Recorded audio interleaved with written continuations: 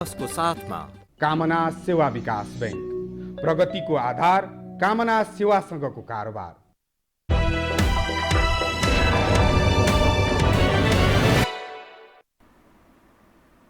नमस्कार, यो हो बसमा म यहाँहरूलाई हार्दिक स्वागत गर्दछु। जीवराम भण्डारी। आज यहाँहरू सामुन्ने उपस्थित हुनुहुन्छ राम कार्की, सुरेन्द्र कुमार कार्कीको नामले पनि बुझिन्छ, पार्थ छेत्री भनेर तत्कालीन नेकपा माओवादीभित्र उहाँलाई त्यसरी बुझ्दथे मानिस। उहाँ प्रतिनिधि सभा सदस्य पनि हुनुहुन्छ, झापा क्षेत्र नम्बर 1 बाट निर्वाचित। त्यस्तै नेपाल कम्युनिस्ट पार्टी नेकपाका नेता। कम्युनिस्ट राजनीतिमा उहाँलाई नेपाली समाजले बुझ्ने भनेको ज्ञान राख्ने वैचारिक नेताको रूपमा त्यसरी मानिसले बुझ्ने गर्छन्। उहाँसँग आज म समग्र विषयलाई केन्द्रमा राखेर कतिपय नेपालीहरूको जुन खालको सपना थियो त्यो सपनालाई साकार पार्ने सपनासहित राम कार्की जस्ता अनार युवाहरू एउटा पारिवारिक पृष्ठभूमि अलग खालको हुँदै पनि घर परिवारभित्रै विद्रोह गरेर एउटा विद्रोहीको रूपमा त्यसरी राजनीतिमा होमिनु भयो।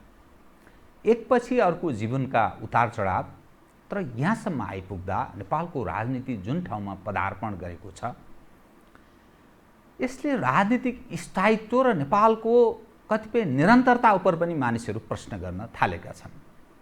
उहाँसँग आज म कैयौँ जिज्ञासाहरूलाई पार्टीभित्रको आन्तरिक कुरा, समग्र मुलुकको कुरा, कोभिड-19ले उत्पन्न भएको विश्व परिस्थिति, नेपाल सन्दर्भलाई जोडेर कतिपय विश्लेषणात्मक र कतिपय सूचनामूलक ढङ्गले कुराकानी गर्नेछु।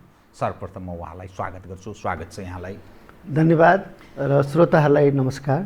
म प्रारम्भ कहाँबाट गरेँ भने तपाईको पारिवारिक पृष्ठभूमि पनि म बुझ्छु। अलग पृष्ठभूमिबाट तपाईँ माओवादी तत्कालीन एक समय रामराजा प्रसाद सिंहसँग अनि तत्पश्चात हुँदै हुँदै जुन खालको ड्रिम तपाईँले जुन सपना देख्नु भएको थियो, नेपाली जनको यो अवस्था अनि परिवर्तन, सङ्घीयता, गणतन्त्र, धर्मनिरपेक्षता यावत जे जस्ता स्लोगनको रूपमा तपाईँहरू प्रवेश गर्नुभयो, राजनीतिलाई जसरी अगाडि बढाउने प्रयत्न गर्नुभयो, के सपना देख्नु भएको थियो, कहाँ प्रवेश गरियो, मुलुक र नेपाली जनलाई न्याय भयो कि अन्याय भयो, यो कसीमा उभिएर हेर्दा तपाईँ के पाउनुहुन्छ? मैले यहीँबाट सुरु गरेँ, कृपया।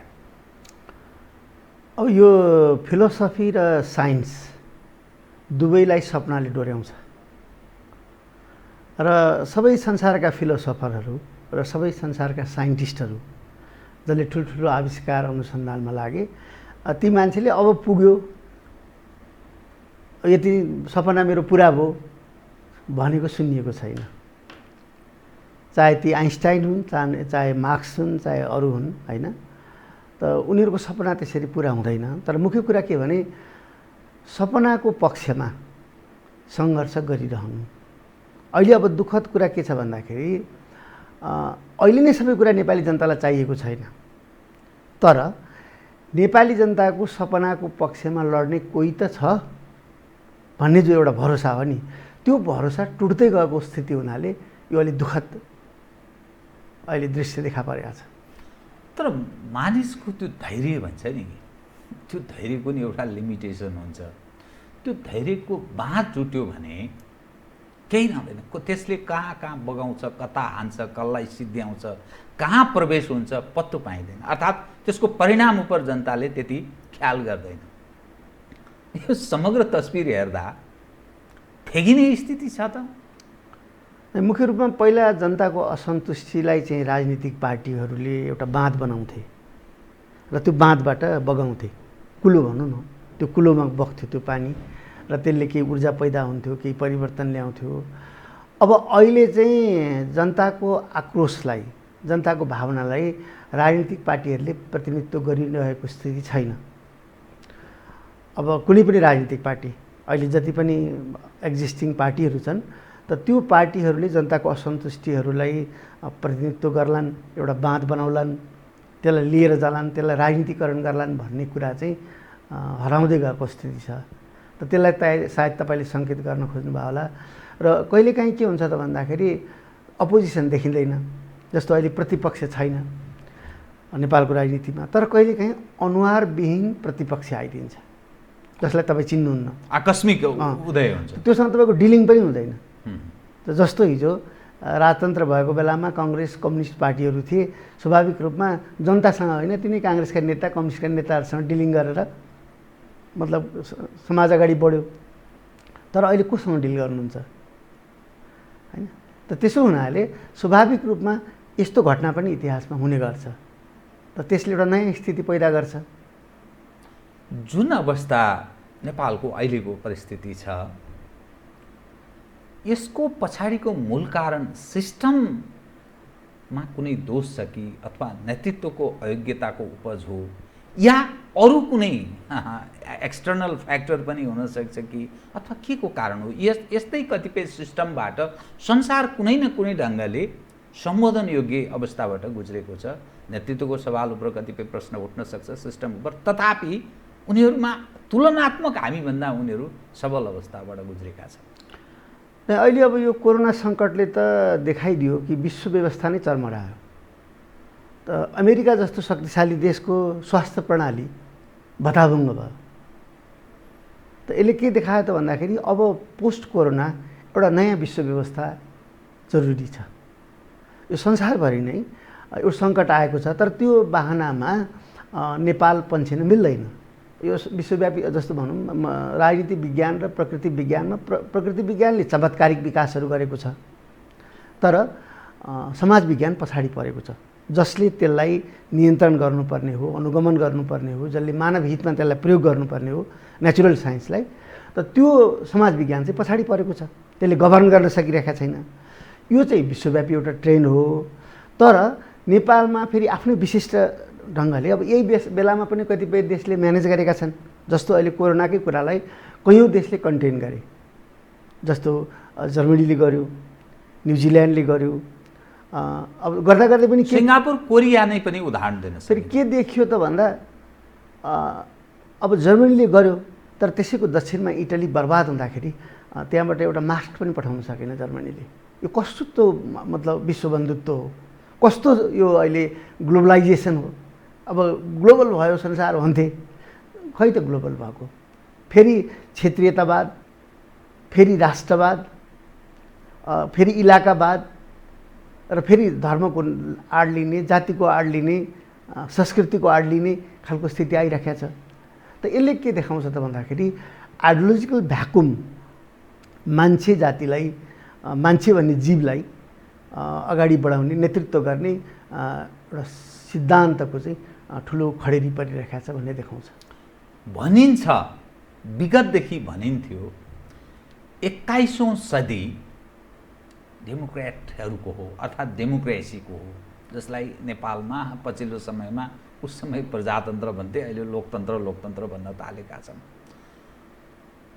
उसै समय कता कता साम्यवादीहरू उप प्रश्न उठाए। फलत यो अवैज्ञानिक असान्दर्भिक भयो कि क्या हो, मानव जीवनको निरन्तर प्रगतिका लागि भन्ने ढङ्गले पनि प्रश्नहरू उठे। तर यहाँ आइपुग्दा ओल्ड फेनोमेना के देखिन्छ भने कुनै न कुनै ढङ्गले डेमोक्रेट हौँ भन्नेहरू नै हावी छन्, तर त्यसले यथेष्ट सम्बोधन हुन सकेन। यसको अर्थ के कतातर्फ हामी विश्व कता प्रवेश गर्दैछ, त्यसमा हाम्रो जस्तो देश एउटा सामान्य खालका नागरिकहरूको वर्चस्व रहेको देश, यसको भविष्य के रहने भन्ने काहीँ प्रश्न उठ्छ। मुख्य कुरा के भने अब पुँजीवाद भनेको निजी सम्पत्तिलाई, सम्पत्तिमाथिको अधिकारलाई चाहिँ यथावत राखेर राजनीतिक, सामाजिक अरू जे अधिकार जनताले पाएका छन् त्यसको उपहास गर्ने व्यवस्था हो। जस्तो अब अमेरिकामा या फिनल्यान्डमा या अरू देशमा चुनाव त हुन्छ, मान्छेले मत दिन त पाउँछन्, राजनीतिक अधिकार छ, बोल्न पाउँछ। जस्तो भारतमै देख्छौँ, लेख्न पाउँछ, के गर्छ, धेरै पाउँछन्। तर व्यक्तिगत निजी सम्पत्तिमाथि पुँजीपति वर्गको जो वर्चस्व छ त त्यसले अरू सबै अधिकारलाई चाहिँ उपहास गरेको छ। त अब अहिले त्यो पनि असह्य भयो। जस्तो भारतमा लेख्न बोल्ने कुराहरू पनि अब असह्य हुँदै गएको छ सिस्टमलाई। अब नेपालको दुर्भाग्य के भयो त भन्दाखेरि नेपालमा जहिले पनि नकल गरियो, मतलब कुनै कुरालाई अनुकरण गर्ने जस्ता नेपालका लागि के भाइबल छ भन्ने त्यसरी हेरिएन। अब मौलिक रूपमा नेपालको निम्ति अब स्वाभाविक रूपमा अध्ययन सबै ठाउँको गर्नुपर्छ, सन्दर्भको रूपमा ती काम लाग्छन्, सबै विश्वका व्यवस्थाहरू इतिहास पनि काम लाग्छ, तर नेपालको निम्ति एउटा मौलिक गोरेटो कोर्नुपर्छ भन्ने कुरा भएन। खास गरेर 70 पछाडि संसारमा चाहिँ यो जुन नव उदारवादी चाहिँ पुँजीवाद आयो, त त्यो नव उदारवादी पुँजीवाद आइसकेपछि नेपालले यो नेपालमा लागू हुन सक्ने कुरा हो कि होइन, हाम्रो अवस्था के छ, स्थिति के छ, यो सबै कुरालाई चटक्कै बिर्सिएर चाहिँ त्यही बाटोमा हिँड्यो। अब हाम्रो त कस्तो भयो भने जसले सहायता दिन्छ त्यसैको सिस्टम अपनाइदिने, शिक्षामा अमेरिकाले पैसा दियो भने अमेरिकन एजुकेसन सिस्टम सुरु गरिदिने, अर्को कुनै अमुक देशले पैसा दिन्छ भने त्यसैको सिस्टम सुरु गरिदिने। नेपालको आफ्नो आवश्यकता के हो, नेपाललाई कस्तो शिक्षित जनशक्ति चाहिएको, हाम्रो शिक्षामा कहाँनिर कमी कमजोरीहरू छन्, त त्यसलाई केलाउने ओर्ने काम चाहिँ भएन। तर त्यसको परिणति के भयो त? त्यसको परिणति आज के भयो त भन्दाखेरि जताततै अविश्वासै अविश्वास। अब हामीले चाहिँ राम्रा मध्ये बेस्ट ठान्ने होइन कि, अति राम्रा उत्तम ठान्ने होइन कि, खराब मध्ये कम खराब चाहिँ छान्नुपर्ने अवस्था चाहिँ सृजना भएको छ। त त्यसले गर्दा अहिले पनि यो जस्तो कोरोनाको जुन महामारी आएको छ, अब यो मानवीय महामारीमा परिवर्तन हुँदैछ, तर त्यसको गम्भीरता यहाँ चाहिँ यहाँको पोलिटिकल क्लासलाई पनि देखिँदैन, यहाँको ब्युरोक्रेसीमा पनि देखिँदैन, र अब जनतालाई पनि त्यो बुझाउन सकिएन। अब जब नेतृत्वले नै त्यो बुझेको छैन, त्यसलाई गम्भीरतापूर्वक लिएको छैन भने, जस्तो कोरोनाकै कुरा हेर्नुहोस्, अब पहिलो 1-2 हप्ता के लाग्यो मान्छेलाई भन्दाखेरि यति नै बेला हो कि चुनावका लागि आफ्नो रोटी सेक्ने बेला यही हो भनेर फोटो खिचाउने, 1 बोरा चामल कतै दिने, होइन, 1 पोका चाहिँ मतलब फलफुल लगेर बाँड्ने काम गरियो, जुन बेला सबभन्दा बढी गम्भीरताको जरुरी थियो। त त्यो बेला जसले गम्भीरता अपनाए ती बाँचे, जसले त्यो गम्भीरता अपनाएनन्, जस्तो अमेरिकादेखि लिएर नेपालसम्म, त अमेरिकाले खास गरी चीनलाई तिम्रो चाहिँ यो डिलिङ गराइ भएन, तिम्रो काम गराइ भएन भन्नेमै खर्च गर्यो, आफू सम्हालिने भन्दा, अनि चाइना सम्हालिसकेको थियो। त्यो स्थिति देखा पर्यो। त त्यसैले अब नेपालले पनि सबभन्दा ठुलो अब कहिलेकाहीँ के हुन्छ त भन्दाखेरि आफै सिक्दा अरू लडेकै देखेर त्यो चिप्लोमा नजानु सबभन्दा बुद्धिमानी हो। आफै गएर चिप्लोमा पछारिसकेपछि सिक्नु भनेको चाहिँ धेरै राम्रो कुरा चाहिँ होइन। तर कतिपय सवालमा एज अ विचारको हिसाबले तपाईँलाई म कहाँ पाउँछु भने दलीय स्वार्थभन्दा अलि माथि उठेर आफूलाई प्रस्तुत गर्ने जमर्को गर्नुहुन्छ। वैचारिक हिसाबले तपाईँ उप हेर्ने मानिसहरूको दृष्टिकोण पनि बडा अलग छ, एउटा सम्मान योग्य पनि छ। अधिकांश जो नेतृत्व पङ्क्तिका मानिस छन् अलरेडी टेस्टेड अनि फेलर त्यो पोजिसनमा देखा पर्छन्। चाहे तपाईँको पार्टीको नेतृत्व पङ्क्तिका कतिपय मानिसहरू भन्नुहोस्, प्रधानमन्त्री भइसकेका, पार्टी अध्यक्ष भइसकेका, अथवा प्रमुख प्रतिपक्ष, भलै प्रमुख प्रतिपक्ष भन्ने त्यसले आफूलाई भूमिका निर्वाह गरेको छ कि छैन त्यो कहाँ छ भन्ने प्रश्न जीवित छँदैछ। प्रमुख प्रतिपक्ष अलरेडी टेस्टेड फेलर यस्तो रूपमा देखा पर्छ। तपाईँ के सोच्नुहुन्छ त? तपाईँहरू किन यो सवाल उप एउटा नयाँ केही जमर्को एज एउटा वैचारिक हिसाबले काहीँ न काहीँ त्यो दर्शनसँग पनि सम्बन्धित विषय, नेपाली समय सापेक्ष त्यो ढङ्गले सोच्ने अवस्थामा तपाईँहरू पुग्नका लागि तपाईँहरूलाई केले बाधा सिर्जना गर्छ? अब एउटा प्रश्न त के हो भन्दाखेरि अब पोस्ट कोरोना एउटा नयाँ विश्व व्यवस्थाको जरुरी छ। त नेपालले पनि अब संसारले नै आफ्नो स्वास्थ्य प्रणालीमा त केही न केही चेन्ज गर्छन्, किन्तु बाध्यताले, र नेपालले आफ्नो शिक्षा, स्वास्थ्य, कृषि यो सबै नीति परिवर्तन गर्नुपर्ने जरुरी छ। अब अहिले के देखियो त भन्दा अझै पनि त्यो नसिक्ने, इतिहासबाट नसिक्ने खालको प्रवृत्ति देखा पर्यो। त अहिले पनि जो नीति कार्यक्रम इत्यादिहरू जो आइरहेका छन् त्यो अतीतकै मतलब निरन्तरता छ। बरु गाउँघरमा श्राद्ध गर्दाखेरि अब त्यो पहिला खगोतो कि के भन्ने खोज्थे, त्यो जरुरीमा ठानिन्थ्यो, अहिले जरुरी ठानिँदैन, सुधारिएको बिहामा चाहिँ नि खाँडो जगाउन छोडे आजकल। तर नेपालमा नीति र कार्यक्रम बनाउने, बजेट बनाउने कुरामा चाहिँ छोडिएको छैन परम्परालाई। त्यो राजा हुँदा पञ्चायतकालमा पनि यसरी नै बनाइन्थ्यो, 2-4 जना यसो चाहिँ पढे लेखेका मान्छेलाई लु तपाईँले बनाइदिनुहोस् भन्ने। अनि उसले कहाँ पढेको छ? अब यहाँ त पढाइ पनि त्यस्तै छ होइन। अब गएर 1-2 वर्ष कहाँ केही पढेर आएको छ, त्यो पढेर आएको महान भइगयो, अनि त्यही फाइल देखाउने त्यसले बनाइन्थ्यो। त कहिले पनि यो कोसिस गरिएर कि ज्ञान, शक्ति, सबै चिजको स्रोत भनेको जनता हो, त नेपाली जनतालाई कृषिमा तपाईँले परिवर्तन ल्याउनु छ भने नेपालका कृषकलाई विश्वासमा नलिएसम्म अथवा नेपालका कृषकलाई तपाईँले मुक्त नगरेसम्म, जस्तो एउटा कृषक परिवारलाई मेरो छोराछोरी कहाँ पढाउनु पर्छ भन्ने चिन्ता पनि छैन, विद्यालय छ, हामी बिरामी भयौँ परिवारका सदस्यहरू भने कहाँ लगेर देखाउने भन्ने पनि चिन्ता छैन भने उसलाई भूमिका दियो भने उसले कति काम गर्न सक्ला सोच्नुहोस् न तपाईँ। त उसले त कायापलट गरिदिन्छ। संसारमा जहाँ जहाँ पनि कायापलट भएको छ त त्यो त यही कारणले भएको छ कि त्यहाँका मजदुर किसानलाई जब मुक्त गरियो, जब उनीहरूले चाहिँ आफूलाई एकदमै अब हामी काम गर्न सक्छौँ भन्ने स्थितिमा पाए त त्यसले परिवर्तन ल्याइदिने हो। त यहाँ कहिले पनि त्यो नीति कार्यक्रम बजेट बनाउँदा त्यसलाई ख्यालै गरिएन। यहाँका केही कर्पोरेट हाउसहरू, केही धनीमानी मान्छेहरू, केही चाहिँ मतलब फेटा गुतेर बसेका विभिन्न सङ्गठन छन् नि त, होइन, अभिभावकका सङ्गठन, कुनै केका सङ्गठन, उसका सङ्गठन, व्यापारीका सङ्गठन, त यी सङ्गठनका नेताहरूलाई हेरेर बनाइने नीति कार्यक्रमले त यो कायापलट हुनेवाला त छैन। अनि यो गौरव गर्ने ठाउँ त्यसैले म त्यसलाई भन्दैछु। अब स्वाभाविक रूपमा अब यसका विरुद्ध के गर्न सकिन्छ त अहिले भन्दाखेरि कहिलेकाहीँ आवाज उठाइरहनु पनि जरुरी हुन्छ, किनभने तपाईँले आवाज उठाउँदा नि मूल्य तिर्नुपर्छ, त्यो आवाज उठाउनुले पनि मूल्य तिर्नुपर्छ, कहीँ न कहीँ तपाईँले मूल्य चुकाउनै पर्छ। त त्यो मूल्य चुकाएर भए पनि आवाज उठाइराख्नुपर्छ। त त्यो आवाज आज नसुन्ला धेरै मान्छेले, तर भोलि त्यो आवाजलाई सुन्छन्।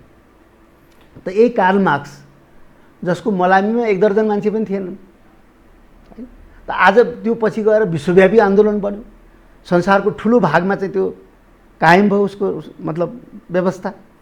भलै त्यसमा त्रुटिहरू भए, पहिलो प्रयोगहरू थिए, तर अहिलेसम्म पनि एउटा जिउँदो जाग्दो सिद्धान्तको रूपमा त्यसले सबैलाई चुनौती दिइराखेको छ, होइन। त त्यसैले अहिले नै तुरुन्तै कति मान्छेले सुन्छन्, कति मान्छे तपाईँको पछि लाग्छन् भन्ने कुरा होइन, तर सत्य कुरा गरिरहनुपर्छ, सत्यको पक्ष लिइरहनुपर्छ। पछिल्लो अवस्थासँग म अलिकति जोडेर विषय उठान गर्छु।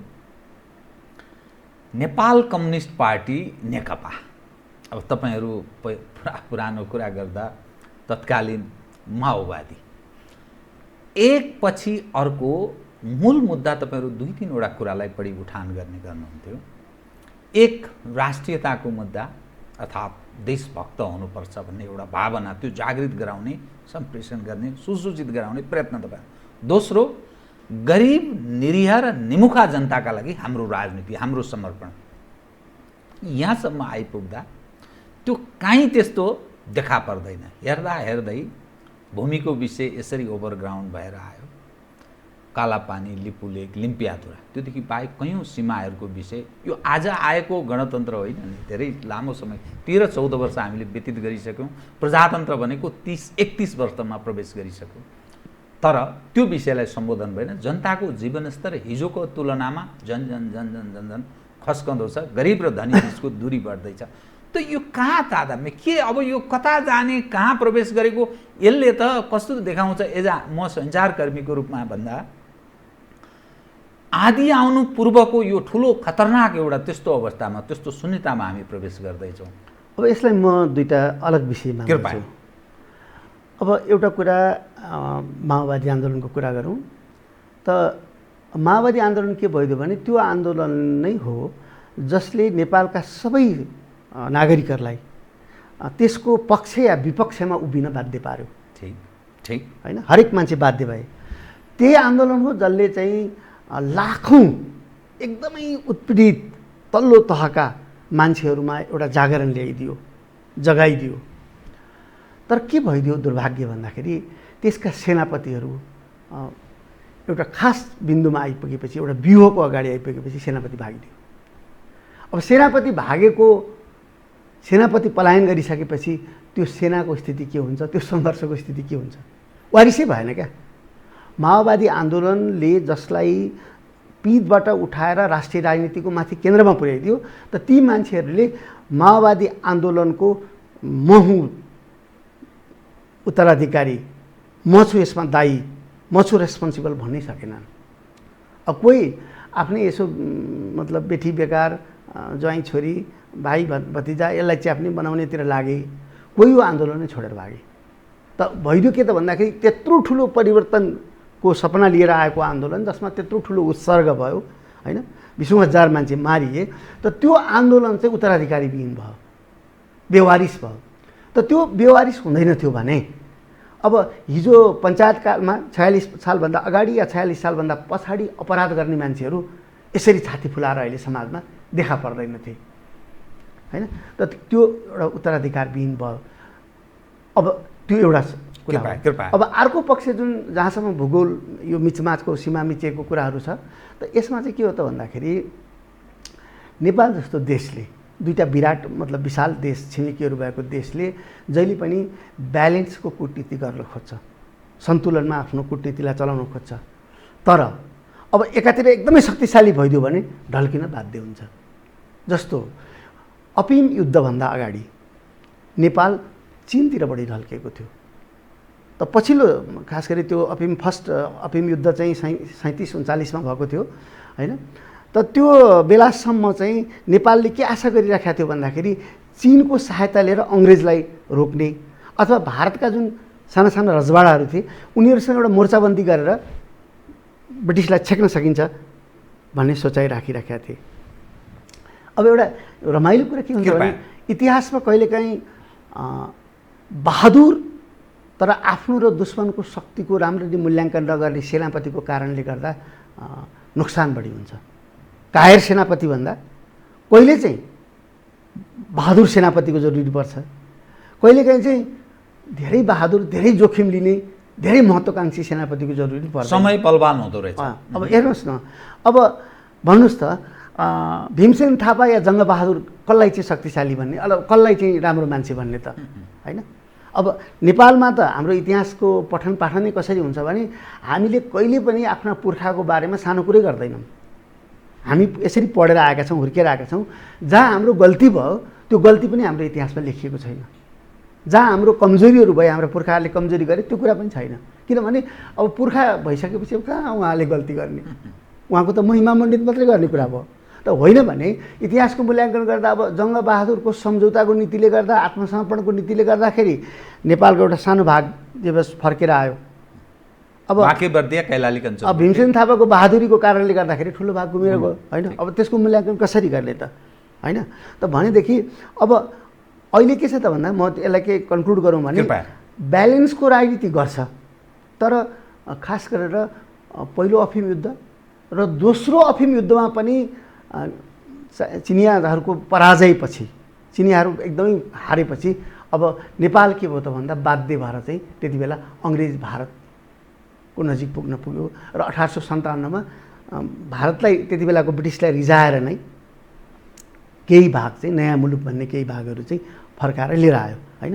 अब नेपाल जस्तो देशले आफ्नो विदेश कूटनीति अख्तियार गर्दाखेरि अब अहिले देखियो कि अहिले के भन्दाखेरि चीन जहिले बलियो भएको छ नि त्यो बेलाको हाम्रो कूटनीति र चीन कमजोर भएको बेलाको कूटनीति, अथवा भारत बलियो हुँदाको हाम्रो कूटनीति र भारत कमजोर हुँदाको हाम्रो कूटनीतिमा स्वाभाविक फरक आउँछ। त्यसैले अहिले जरुरी के हो त भन्दाखेरि अब त इट इज इम्पेरेटिभ कि भारतले अब डिल गर्नु पर्यो नेपालसँग। अहिलेको अवस्था भनेको के हो भने यहाँ जुन म पत्र पत्रिकामा बोलेका ठाउँमा भनिरहन्छौँ नि कि हामीले छिटो वार्ता गर्नु पर्यो, छिटो वार्ता गर्नु पर्यो भनिरहेछौँ नि हामी। अब त्यो चाहिँ हुटुटी त अब भारतलाई हुनु पर्यो, भारतलाई हुन्छ, हुनुपर्छ। अहिलेको जो विश्व राजनीति छ आभास भएको छ कतै स्वाभाविक रूपमा हामीले के हो त भन्दाखेरि बेचैनी देखाउनु हुँदैन, नेपालले बेचैनी देखाउनु हुँदैन, तर नेपालले निरन्तर रूपमा यो कुरालाई उठाउनुपर्छ। नेपालको यस्तो होइन कि अब एउटा मौसममा उठाइदियो अर्को मौसममा यो सबै कुरा बिर्सिएर हुँदैन। नेपालले यो कुरा उठाइराख्नुपर्छ। हाम्रो नेतृत्वहरू कमजोर छन्, राजनीतिक पार्टीहरू कमजोर छन्, त्यसो हुनाले विभिन्न मञ्चबाट तपाईँ हामीले जो कुरा गरिरहेका छौँ यस्ता विभिन्न मञ्चबाट चाहिँ यो मुद्दालाई सेलाउन दिनै हुँदैन जबसम्म हामीले हाम्रो भूमि फिर्ता पाउँदैनौँ होइन। र त्यो पनि क्षतिपूर्ति सहित, किन यत्रो वर्ष हाम्रो भूमिको त उनीहरूले उपयोग गरे, सुरक्षै भन्नुहोस् न। त भारतले त गुण मान्नुपर्ने हो। बिचमा नेपाल भन्ने देश नभएको भए उनीहरूको 1962को युद्ध कहाँसम्म पुग्थ्यो थाहै छैन। त त्यसो हुनाले नेपालले स्वाभाविक रूपमा यति बेला सन्तुलनको कूटनीति अपनाउन खोज्छ अब त्यो भारतले बुझ्नुपर्छ कि जो विशेष सम्बन्ध भन्ने उनीहरूले जो राग राप्थे र हाम्रा नेपालका केही नेताहरूले पनि विशेष सम्बन्ध भन्ने गर्थे। अब त्यो विशेष सम्बन्धले काम गरिरहेका छैन। अब सन्तुलनको कूटनीति अगाडि आएको छ। त्यसैले अब नयाँ सन्दर्भमा नयाँ नेपाललाई भारतले रिकग्नाइज गर्नुपर्छ। भारत स्वयं यो सवालमा पहल गर्न बाध्य हुने अवस्था सिर्जना हुन्छ। बहुत राम्रो एउटा तपाईँको रिडिङ। तर यही विषय अलिकति जोडिन्छ। बेल्ट रोड इनिसिएटिभ एकातर्फ मिलेनियम च्यालेन्ज कर्पोरेसन, जसका कारण तपाईँको पार्टीभित्र ठुलो एउटा बवण्डरको अवस्था छ, अनि भारतीयहरूको आफ्नो खाले दृष्टिकोण। अब फेरि छ त नेपालमा कम्युनिस्टहरूको वर्चस्व छ, नेपाली जनले मत दिएर त्यो स्थापित छ। तर यसका कारण नेकपाभित्रै आफ्नो एउटा सङ्कटबाट गुज्रिरहेको एउटा स्थिति छ। यसले जो कालापानी, लिपुलेक, लिम्पियाधुराको प्रकरणले प्रधानमन्त्री केपी ओलीजीलाई एउटा राजनीतिक सुरक्षा कवच पनि प्रदान गरेको यो दृश्य पनि देखा पर्छ। यो कुरो तपाईँले उठाइरहनु भएको छ, खास गरेर कि यसैलाई एउटा बाहना बनाएर अथवा कोरोनालाई बाहना बनाएर टिक्लान् बस्लान् भन्ने कुरा। तर एउटा कुरा के हो त भन्दाखेरि यो अहिले जुन नेकपा भन्नुहुन्छ त्यो नेकपा भनेको एउटा मोर्चा जस्तो बनेको छ। यसभित्र असाध्यै र्याडिकल मान्छेहरू पनि छन्, क्रान्तिकारी, एकदम किसानको मजदुरको पक्ष लिने यी मान्छेहरू पनि छन्। दिन रात चाहिँ दलाल पुँजीपतिहरूसँग बसोबास गर्ने, उनीहरूसँग उठबस गर्ने मान्छेहरू पनि छन्। त त्यसले गर्दाखेरि अब तल्लो शक्ति, क्रान्तिकारी शक्ति अलिकति बलवान भएर आयो, जनता अलि बलियो भएर आयो भने यो मोर्चा चाहिँ क्रान्तिकारी बाटोतिर लाग्न सक्छ। होइन, अब जनताहरू कमजोर भए, जनताको आवाज चाहिँ दबेर गयो र तिनै दलालहरू मात्रै हाबी हुँदै गइदियो भने स्वाभाविक रूपमा यसले दक्षिणपन्थी बाटो समातेको यो विघटनमा जान्छ, होइन? त त्यसो हुनाले मलाई त लाग्छ कि अहिले जे भइरहेको छ ठिक भइरहेको छ। अरू देशहरूमा पनि हामीले ल्याटिन अमेरिका अरूतिर पनि हेर्दा के हो त भन्दाखेरि यो सेन्टर लेफ्ट भन्ने जुन छ, होइन, मध्यवामपन्थी, यता जनतातिर फर्केर चाहिँ मजदुर किसानका कुरा पनि गर्ने, जनजीविकाको कुरा पनि गर्ने, राष्ट्रवादका कुरा पनि गर्ने, अनि यता चाहिँ ठुला पुँजीपतिहरूतिर फर्केर चाहिँ उनीहरूलाई नै कहाँबाट छुट दिने, उनीहरूका ब्याङ्कहरूलाई कसरी रेस्क्यु गरिदिने, उनीहरूको लगानीको कसरी चाहिँ आफू ग्यारेन्टी बस्दिने, होइन, उनीहरूलाई नाफा कसरी चाहिँ दिलाउने, होइन, डाँडाकाँडा सबै देश यो सबै हाम्रा चाहिँ जति पनि भौतिक सम्पदाहरू छन् त्यो दिएर भए पनि त्यसलाई चाहिँ बलियो बनाउने भन्ने चाहिँ हुन्छ। त नेपालमा के देखिँदै थियो त भन्दा अहिलेसम्मको स्थिति भन्दाखेरि माथिको मात्रै दबाब छ। जस्तो अहिले बजेट भन्दा नीति कार्यक्रम भन्दाखेरि पनि किसानको कहीँ आन्दोलन देखिएन। बिचारा नबिक्दाखेरि लगेर आफ्नो दुध पोख्यो। त्यो किन जागृत किन हुन आफ्नो खानेकुरा सुन्नुहोस् न, त्यो चाहिँ पार्टीले कजाइसक्यो नि त। यी जनसङ्गठनहरू जो छन्, जनताहरू जो छन्, त्यो पार्टीले त्यसलाई चाहिँ औषधि धेरै हालिदिएर मुर्जाएको स्थिति छ। एक हिसाबले के त्यो दासको रूपमा रूपान्तरित हुँदैछ नेपाली। त्यस्तो शब्द त प्रयोग नगरौँ, तर इम्पोर्टेन्ट कुनै न कुनै हिसाबमा उनीहरूले आफ्नो जुन अर्ग्यानिक क्षमता हो, नेपालका किसानहरूको, विद्यार्थीहरूको, महिलाहरूको जुन लड्ने क्षमता थियो नि, आफ्नो अर्ग्यानिक क्षमता जो बेला बेलामा देख्न पाउँथ्यौँ नि हामीले, हरेक 10 वर्ष 15 वर्षमा चाहिँ त्यो एकदम आउँथ्यो नि अगाडि ऊर्जा बनेर। त त्यो देख्न नपाउनुको कारणले के गर्दाखेरि पार्टीको प्रभाव एकदमै भित्रसम्म गएछ। अनि त्यो पार्टी जब चाहिँ कमजोर हुन्छ, ऊर्जाविहीन भन्छ, त त्यसको चाहिँ प्रभाव, त्यो शिथिलताको प्रभाव चाहिँ त्यहाँ पनि पर्न गएको देख्छौँ हामीले। त त्यसले गर्दाखेरि के भइदियो त भन्दा यो नीति बनाउनेहरूलाई, कार्यक्रम बनाउने यी लेख्नेहरूलाई चाहिँ माथिबाट मात्रै दबाब आयो। वर्ल्ड ब्याङ्कको दबाब छ, IMF को दबाब छ, अरू दाता राष्ट्रहरूको दबाब छ, तर जनताको दबाब छैन, मजदुरको दबाब छैन, किसानको दबाब छैन, विद्यार्थीको दबाब छैन। त त्यसले गर्दा अहिले तपाईँले अहिलेका जति कागजपत्र, नीति कार्यक्रम त्यो हेर्नुभयो भने त्यो प्रष्ट देख्न सकिन्छ। सेन्टर लेफ्टले बनाउन खोजेको, अलिअलि उसलाई त्यो जनता भोटमा चाहिएको पनि छ, त्यतातिर पनि फर्केर अलिकति कुरा गर्छ त्यो नीति कार्यक्रमले, तर फेरि यताबाट डराउँछ, यसले सहायता रोकिदेला, यसले दानापानी बन्द गरिदेला भनेर पनि डराउँछ। त त्यसले गर्दाखेरि अब तल्लो जनता उठ्यो भने, चाहे त्यो जुनसुकै ब्यानरमा उठोस्, जसरी उठोस्, त त्यो उठ्यो भने स्वाभाविक रूपमा पार्टी यो नेकपा भन्ने जुन अहिले एक प्रकारको मोर्चा जस्तो बनेको छ त्यसभित्र वामपन्थीहरूले तागत पाउँछन्, त्यसले बल प्राप्त गर्छ। वामपन्थीहरूले नै तागत पाउँछन् निश्चित रूपमा। किन यहाँ अलिक एक्सपोज भए जस्तो लाग्दैन तपाईँलाई? वैचारिक पक्ष, विचारवाद, सिद्धान्त भन्ने चिज, जसरी यहाँले मोर्चाको पनि कुरा म अहिले तपाईँलाई यहाँ ठ्याक्कै बिचमा रोकिहाल्छु। जस्तो अहिले एमसिसीकै बारे नि, अब यहाँ अपोजिसन छ भने पनि नेकपामै छ, पक्षमा छ भने पनि नेकपा। बहुत राम्रो उदाहरण होइन, यो त देखियो नि त प्रष्ट रूपमा। त त्यसले गर्दाखेरि अब स्वाभाविक रूपमा जनता आन्दोलित भएर आयो, चाहे राष्ट्रवादको नाममा, चाहे प्रजातन्त्रको पक्षमा, चाहे जनजीविकाको पक्षमा, मुख्य रूपमा जनजीविकाको पक्षमा। जसरी पिपुल उठे पनि त त्यो उठ्यो भने स्वाभाविक रूपमा यहाँभित्र अहिले जो शक्तिहीन जस्तो बनेका, जसलाई पन्छाइएको छ यो आन्दोलनभित्र, त तिनले स्वाभाविक तागत पाउँछन् नि, तिनको कुरा उठ्छ नि।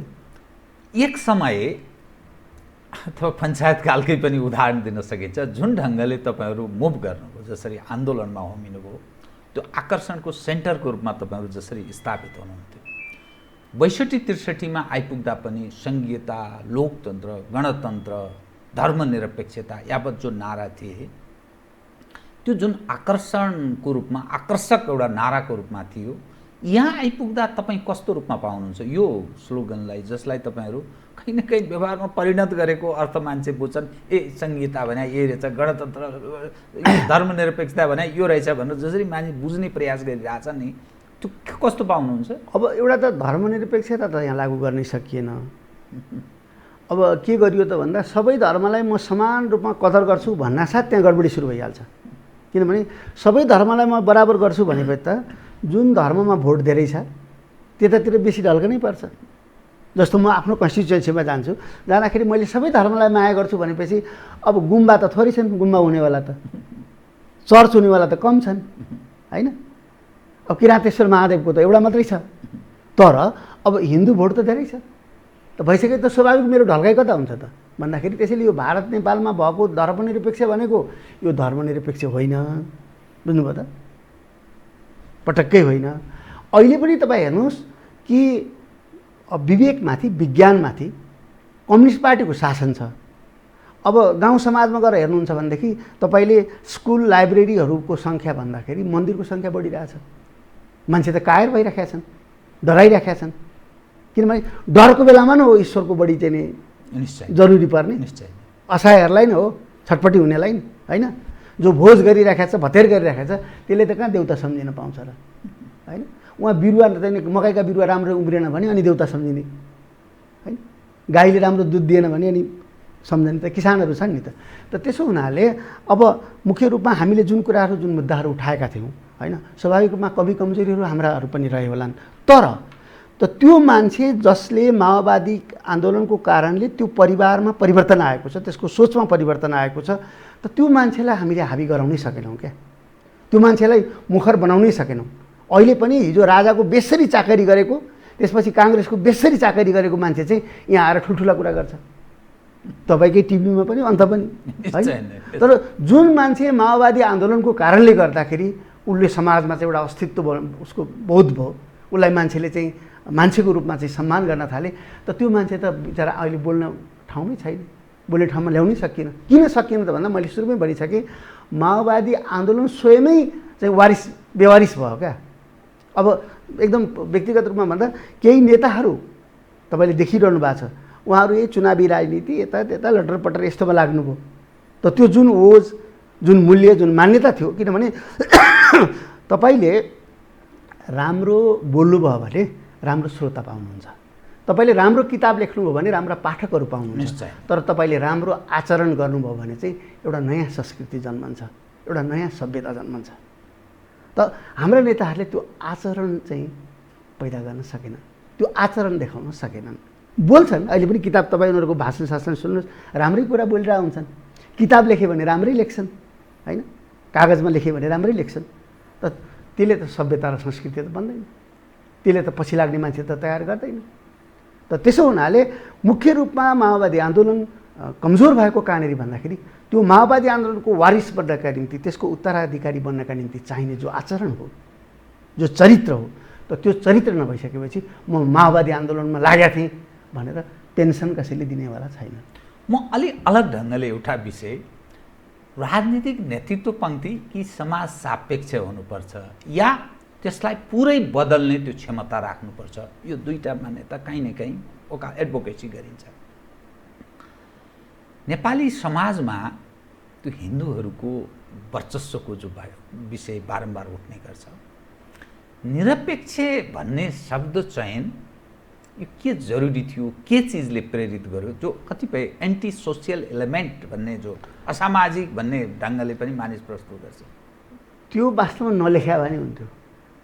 समाज यस्तै बनाउनु छ भने त्यो लेख्नुपर्ने कुनै जरुरी थिएन। केले प्रेरित अब गरेको? स्वाभाविक रूपमा एउटा के हो त भन्दाखेरि तपाईँले समाजको पछि पछि लाग्नुभयो भने चाहिँ तपाईँ नेता होइन, होइन? समाज त कहिलेकाहीँ मात्रै महान हुन्छ, जनता त कहिलेकाहीँ मात्रै उसले महान फड्को मार्छ। अरू बेला त तपाईँ जनता त ढ्याङ्ग्रो पनि बजाउँछ, जनता त बोक्सीको पनि विश्वास गर्छ, होइन? जनता त थुप्रै परम्परालाई निर्वाह गरिराखेका हुन्छ। त त्यसको पछाडि लाग्ने होइन तपाईँ, तपाईँ त्यसको अगाडि लाग्नुपर्छ, तर त्यसले नदेखिने गरी अगाडि होइन। जस्तो तपाईँ हामी जन्मिया ठाउँ रुम्जाटार, त रुम्जाटारलाई फेर्नु छ भने रुम्जाटारका जनताको पछाडि लाग्यो भने त जनताले जे जे गर्छन् त्यतै गर्दै जान थाल्यो भनेदेखि त जनतामा त थुप्रै पछौटेपनहरू छ, थुप्रै अन्धविश्वासहरू छ, होइन? तर जनताको अगाडि लाग्दाखेरि फेरि यति अगाडि जानु हुँदैन कि जनताले देख्न नदेखोस्, आफ्नो नेतालाई देखिरहन पाउनुपर्छ, ऊ फेरिएको पनि देखिरहन पाउनुपर्छ र उसको खास गरेर वचन र कर्ममा एकरूपता छ भने जनताले पछ्याइहाल्छ। त हिजो सन्त ज्ञानदीलाई सपोर्ट गर्ने त्यही ठाउँ होइन, सबै ठाउँमा ब्राह्मणवादले अपहेलित गरिसकेपछि रुम्जाटारका गुरुङहरूको बिचमा गएर ज्ञानदीले बाँचे होइन, होइन? त्यसैले तपाईँले जनतालाई ठिक ढङ्गले अगुवाई गर्नुभयो भने, ठिक ढङ्गले अगुवाई गर्नुभयो भने जनताले स्वाभाविक रूपमा समर्थन गर्छ। सारमा भन्दा यथास्थितिले यसलाई सम्बोधन गर्ने क्षमता हाम्रो नेतृत्व पङ्क्तिले राखेको छैन, सुध्रन सकेन भने अर्को अवस्था सिर्जना हुन्छ। यस सवालमा यति चाहिँ भनौँ। निश्चित रूपमा अब एउटा कुरा किनभने म त किन ढिलो भइरहेछ भन्छु, हामीले पनि हिजोको पुरानो नेताहरूलाई चुनौती दिएर आएका हौँ हामी, निश्चय नै, होइन? हामीले हिजो पुष्पलालमाथि अमला उठायौँ, मनमोहनमाथि अमला उठायौँ, अब पछि आफू बिछट्ट खराब भएपछि चाहिँ अहिले उहाँकै नाम लिन थालेका छौँ, किनभने जनताले आफूलाई पत्याउन छोडेपछि त म मनमोहनको मान्छे, म पुष्पलालको चेला भन्नु पऱ्यो, किन भन्दा आफू गतिलो हुन नसकेपछि। तर हिजो गतिलो हुने क्रममा त हामीले मनमोहन, पुष्पलाल, मोहन विक्रम सबैलाई खौरेकै हौँ नि त। त्यसैले आज अब हामीलाई खौरने मान्छे चाहियो, जो हामी छौँ नि अहिले नेता पाएका अब यही हाम्रो आन्दोलनहरूमा। त यो हाम्रो नेतृत्वलाई चुनौती दिने किन ढिलो भइरहेछ? यो युवा पिँढी के खाएर बसिरहेछ? यसले त हामीलाई चुनौती दिनुपर्ने, तिमीहरूको भएन अब तरिका, तिमीहरू हट, अब हामीलाई खाली गर हाम्रो निम्ति भनेर आउनुपर्ने। त्यो आउन विलम्ब भइरहेको मात्रै हो, त्यो आउँछ हेर्नु होला। हामीले अब आफैले कति देख्न पाउँछौँ त्यो हाम्रो आफ्नो व्यक्तिगत कुरा भयो, होइन? तर यो निश्चित रूपमा भन्न सकिन्छ कि 10 वर्षभित्रमा नेपालमा म त भन्छु 5 वर्षमै कायापलट हुन्छ, सुरुवात त हुन्छ।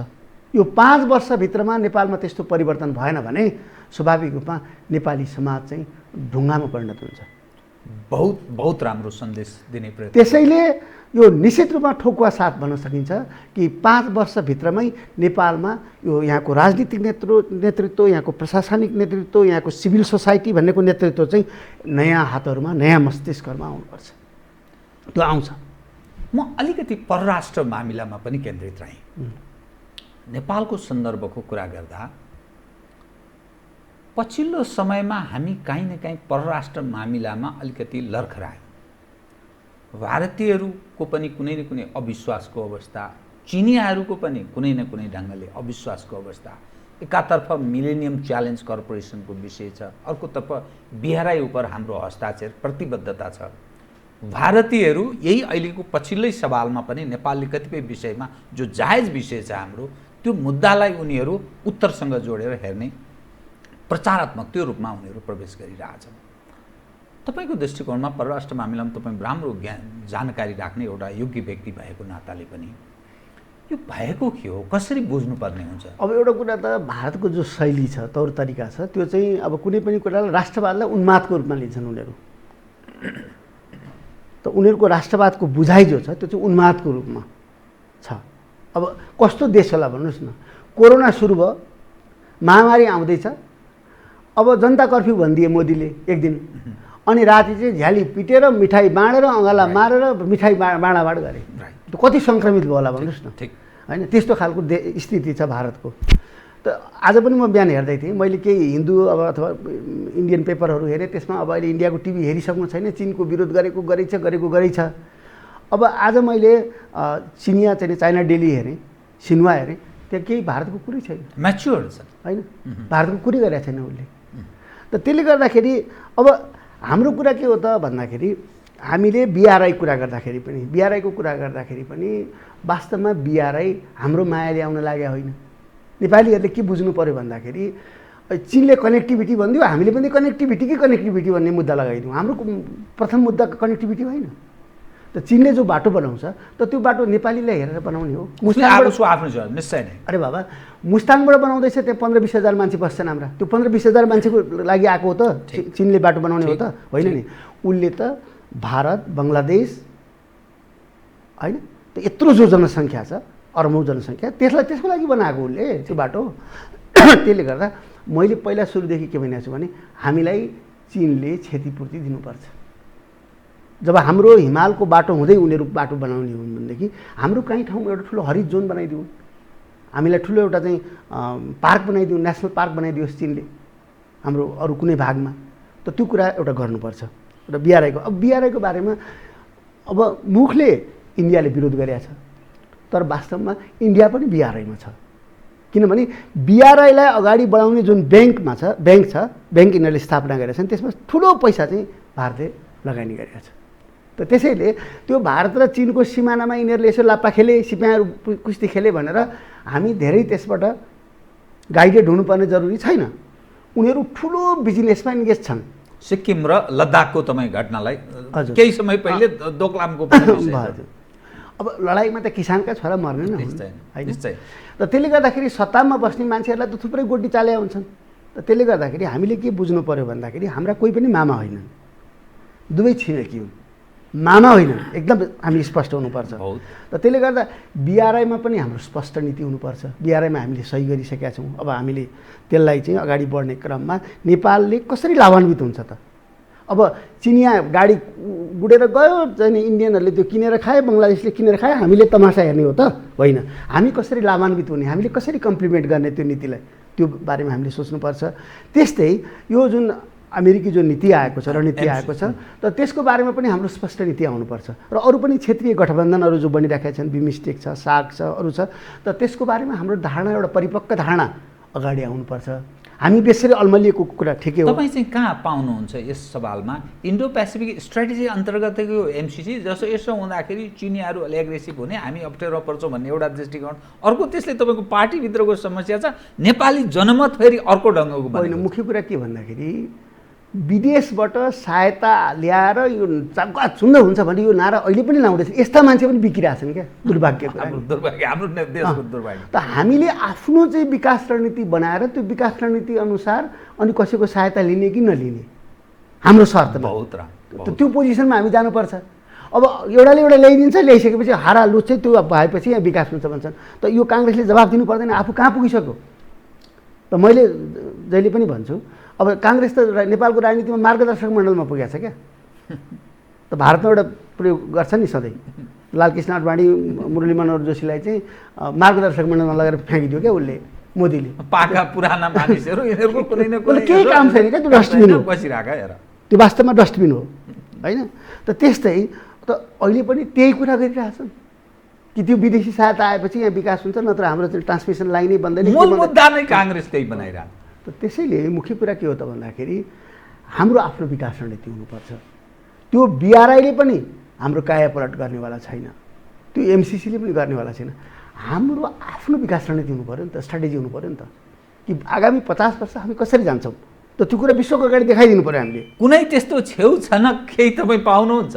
होइन, अब गर्नै पर्छ। त मैले भने नि त्यो म नयाँ पिँढीलाई जो भन्दैछु, उसले त नयाँ कलम बोकेर नयाँ ढङ्गले हस्ताक्षर गर्नै पर्छ। अब त्यो आओस् भन्ने तपाईँ त्यो प्रेरित गर्नु छ। हजुर, अब नयाँ शिक्षा नीति बनाउनु पर्छ। यो शिक्षा नीति बनाएर हुन्छ, जुन शिक्षा नीतिले, जुन शिक्षा सम्बन्धी सोचले चाहिँ शारीरिक श्रमै गर्न हुँदैन भन्छ,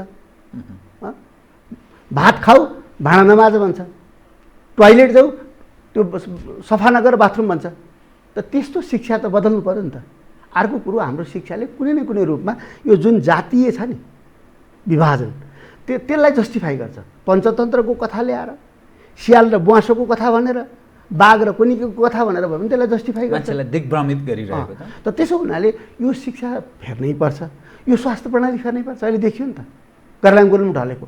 हामी भारतमा हेर्नुहोस् न, भारतमा जहाँ सबभन्दा धेरै हस्पिटल छन्, जहाँ धेरै डक्टरहरू छन्, जहाँ हाम्रा मान्छेहरू इलाज गर्न जान्थे हिजो, त्यो गर्लाङ गुरुङमा ढल्यो।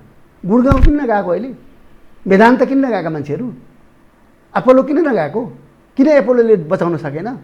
त कुरा के त भन्दाखेरि केरलाले चाहिँ कन्टेन गरिरहेको छ, केरलाले सम्हालिरहेको छ। किन भन्दाखेरि केरलामा जे भए पनि जनताको जीवनस्तर माथि उठेको थियो, महिलाहरू शिक्षित थिए र उनीहरूले पब्लिक हेल्थमा काम गरे, जनतालाई साक्षर बनाए, जनतालाई शिक्षित बनाए, जनतालाई स्वच्छ सिकाए। त त्यसले गर्दाखेरि चाहिँ त्यसले कन्टेन गर्यो। त अब भने हाम्रो पनि हाम्रो शिक्षा नीति, हाम्रो कृषि सम्बन्धी नीति, अब हाम्रो स्वास्थ्य नीति त फेर्नै पर्छ नि त। र मुख्य रूपमा त हाम्रो विकास रणनीति नै एउटा बनाउनु पर्छ। खै विकास रणनीति बनेको, त्यो विकास रणनीति अनुसार अनि यो सालका चाहिँ नीति कार्यक्रम र ढड्डा जो आउँछ नि अहिले, त जो कि त्यो के यत्रो ठुलो ढड्डा चाहिएको, त्यो 10 पेजमा लेख्न सकिन्छ। त्यो कुरा त्यो 10 पेजको भए हुन्छ, बजेट 15-20 पेजको हुनुपर्ने हो।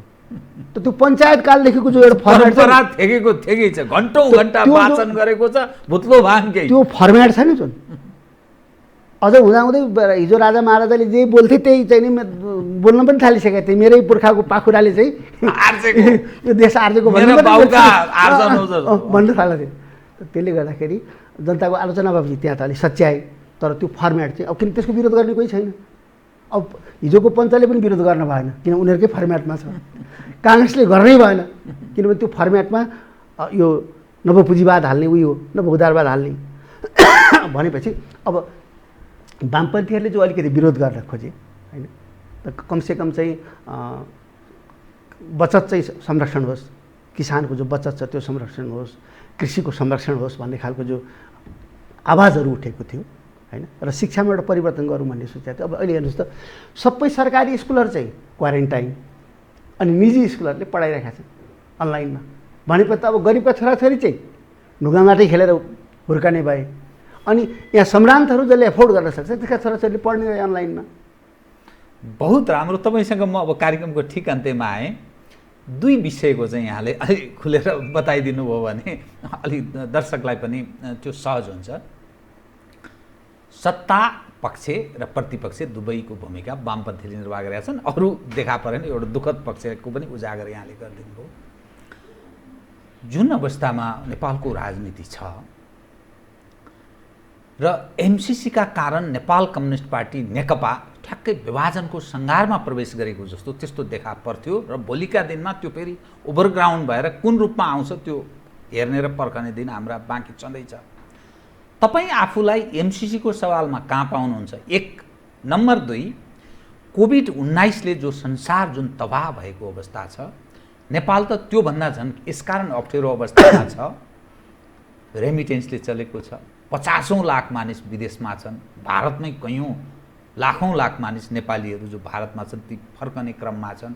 हामीले यहाँ गुजाराको आधारहरू सालाखाला सबै सिद्ध्याएको, आन्तरिक हिसाबले बाँच्न सक्ने आधार सबै समाप्त गरेको, बानी पनि बिग्रेको यो स्थिति छ।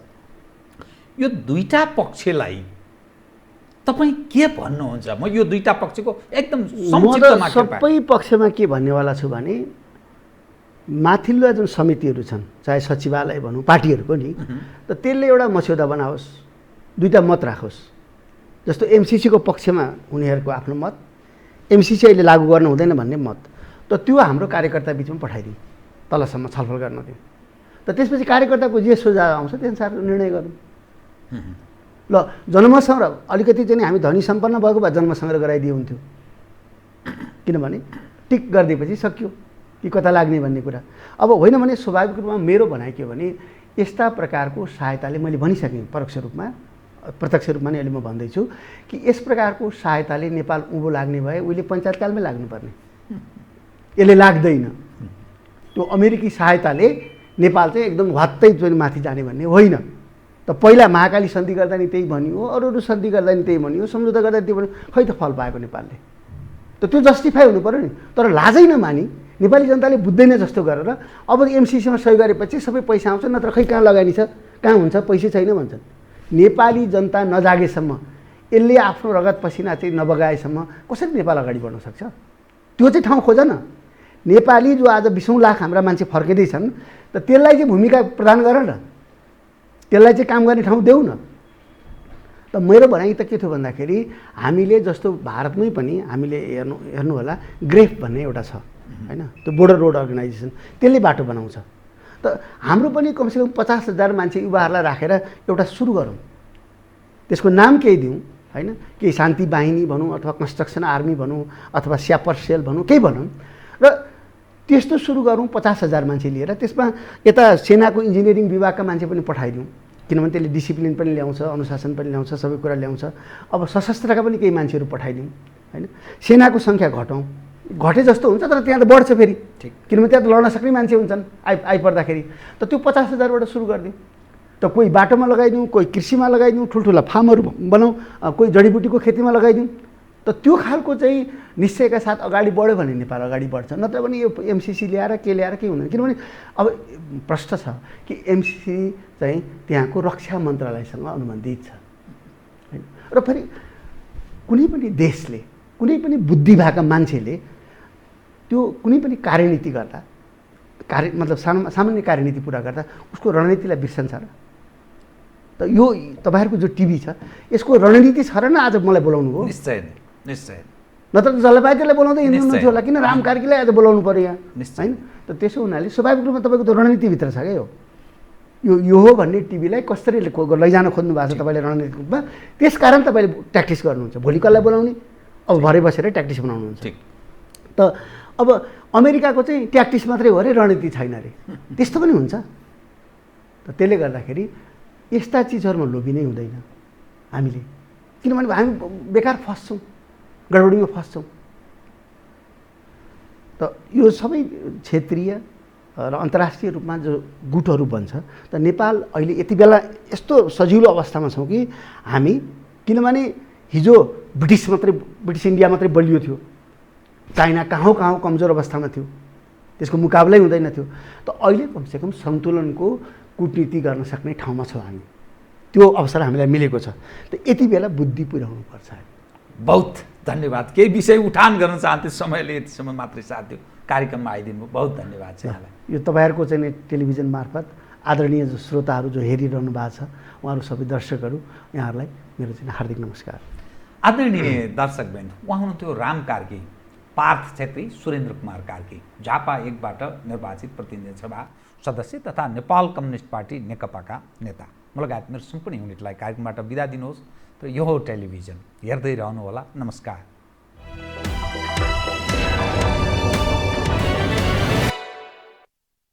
यो हो बहसको साथमा कामना सेवा विकास बैंक, प्रगतिको आधार कामना सेवासँगको कारोबार।